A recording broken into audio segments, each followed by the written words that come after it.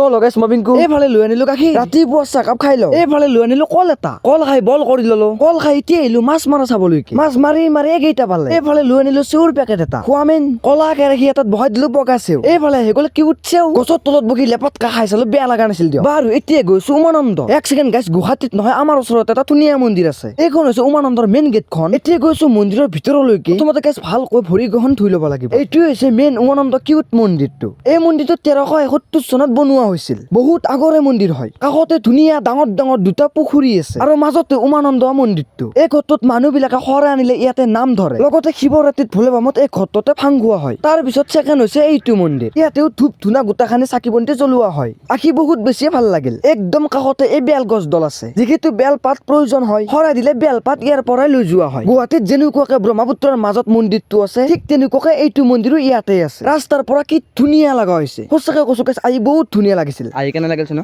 ভাল লাগিল আজি নিয়মটো সানিছিল আজিলৈ বাই জয় আহোম